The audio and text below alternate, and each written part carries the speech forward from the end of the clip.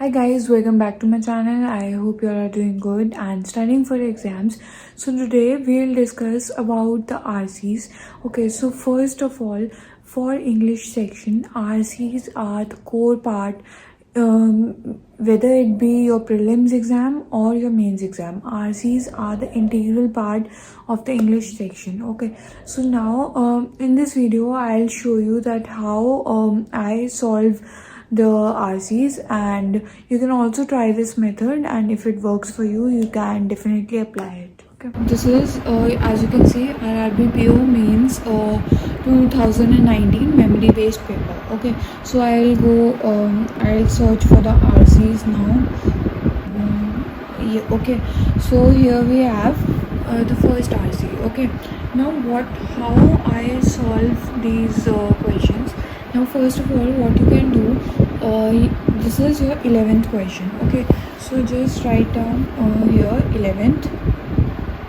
Okay, and what the question is, they are asking, according to the passage, Bharat Mala project aims to. Okay, so you can write, I think the para talks about Bharat Mala. See, it's written Bharat Mala Pariyojana. Okay, so you can write projects ए. ठीक है, और यहाँ पे आपको writing का कुछ नहीं है, बस आपको समझ आना चाहिए. ठीक है, जब आप बाद में देखो, मतलब फिर से जब आप देखो तो आपको आना चाहिए कि आपने क्या लिखा है. कभी कंफ्यूज मत हो जाना, मतलब खुद ही. ठीक है, तो ये आपने लिख लिया. Then this was your 11th question. Next question पे जाओ. 12th, what worries what operators. ठीक है, तो worries जल्दी जल्दी लिख लो. worries of what operators. ठीक है, शॉर्ट में लिख लेना, जितना शॉर्ट हो सके, बट आपको समझ आना चाहिए. ठीक है, then 17th, which of the following option provides most similar. ठीक है, तो 17th आप लिख लो curtail. ये आपको अगर आता है वर्ड तो बहुत अच्छी बात है, but if you don't know the meaning of this word, तो when you will go to the paragraph ना, तो you can see the context कि किस कंटेक्स्ट में बात हो रही है, तो आप एलिमिनेशन से कर सकते हो सॉल्व. ठीक है, थोड़ा बहुत अगर आपको आइडिया होगा. Then most similar meaning embarked, so you can write embarked questions. ठीक है, तो ये सिमिलर है. अब जैसे ये ऑपोजिट पूछा है तो ये भी ध्यान रखना है आपको. ठीक है, तो ऑपोजिट, और किसका ऑपोजिट है? हिंड्रेंस. ठीक है, हिंड्रेंस लिख लिया आपने. आपको अगर पता है तो खुद कर दो यहीं पे.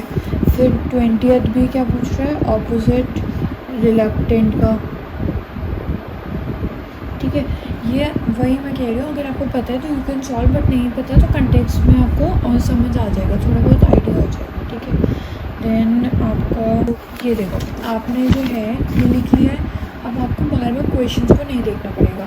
लाइक 11th क्वेश्चन में they were asking about the aim of the project, Bharatmala project. ठीक है, then they were asking worries of what operators.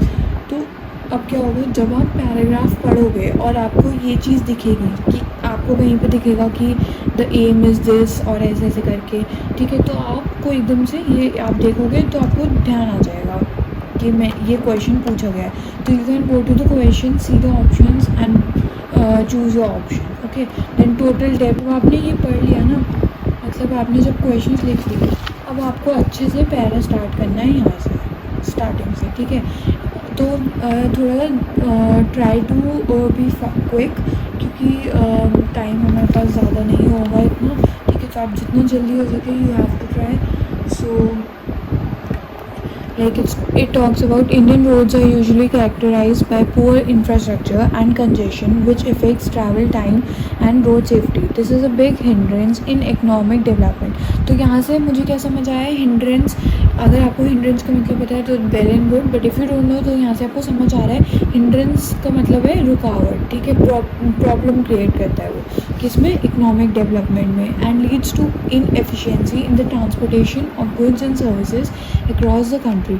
To address this, the government has embarked upon a massive overhaul of the country's road network through Bharatmala Pariyojana, an umbrella highway development program involving 34,800 kilometer road network at an investment of this to be completed by this. ठीक है, तो projects M जो हमने सबसे पहले बोला था, तो उसका एम क्या है? Country to an umbrella highway developing programme road network, ये देखो ये दे रखा है, द प्रोग्राम फोकसेस ऑन, तो यही तो एम होगा। The programme focuses on optimising the efficiency of road traffic movement. अब देखो आप यहाँ पे 11th क्वेश्चन खोल लो, तो project aims to impact industrial development, तो आप देखो कि यहाँ पे कुछ इंडस्ट्रियल डेवलपमेंट की बात की गई है या नहीं की गई है। Create employment and develop new markets, improve the political status of the country.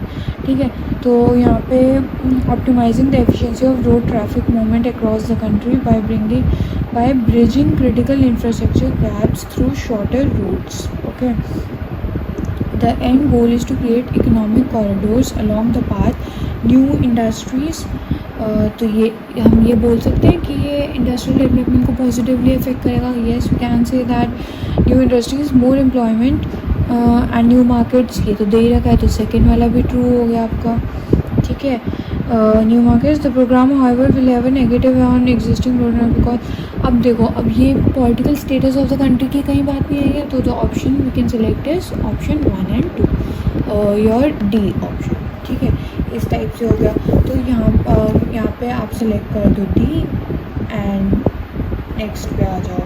Save and next आपको करना पड़ेगा वहाँ पे, देन नेक्स्ट पे आ जाओ। अकॉर्डिंग टू द पैसेज आपने यहाँ पे लिखा था वरीज ऑफ वॉट ऑपरेटर्स। ठीक है, आपने यहाँ पे लिखा था ना वरीज ऑफ वॉट ऑपरेटर्स। अब हमें वॉट ऑपरेटर्स की अभी तक बात तो आई नहीं है, तो हम आगे पढ़ेंगे इसमें। The end goal is to this. Now see this. The program, however, will have a negative bearing on the existing road network because it will compete directly with some of the existing build, operate, transfer, toll road projects. And one more thing, जब भी आप पढ़ रहे हो ना mains का passage थोड़ा सा लेंदी, तो व्हाट यू कैन डू, अपना हाथ जो है एक हाथ आपका एक हाथ आपका स्क्रीन पे होना चाहिए, वरना आप मिस कर दोगे और फिर वही लाइन पढ़ते रहोगे। ठीक है, तो this waste a lot of time. Okay, so this was how I solve the RCs, and one more thing, the RCs in the prelims are comparatively easy. ठीक है, तो उसमें and also in your prelims you have only 20 minutes to solve 30 questions in English.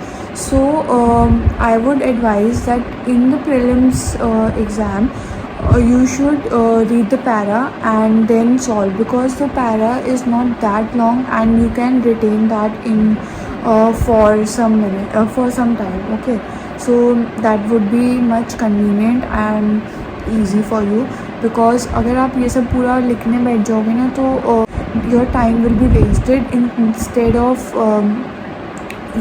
of that you can use that time in other questions also. Okay, so in prelims I would suggest that you should look at the para, or what you can do is just read the first para, then you'll get an idea about what the para is talking about, and then you can have a look at the questions. Or like what I used to do, I just used to read the whole paragraph, because it is not that big. The prelims level is not that difficult. Okay, so I just used to read the paragraph, and then I used to read the questions and then solve them. But for mains, what I did was in SBI and in RRB also, and I found this method very effective and time saving. The one that I told you. Okay, so I just used to write the keywords, like जो भी है उसमें जितने short में हो सके, but आपको समझ आना चाहिए। ठीक है, उसको लिख लो क्वेश्चन नंबर के साथ, ताकि आपको एकदम से आप वहाँ पे जा सको, क्योंकि नंबर्स तो आते हैं ना वहाँ पे, तो आप वहाँ पे सपोज 11th क्वेश्चन है, सीधे 11 पे जा सको।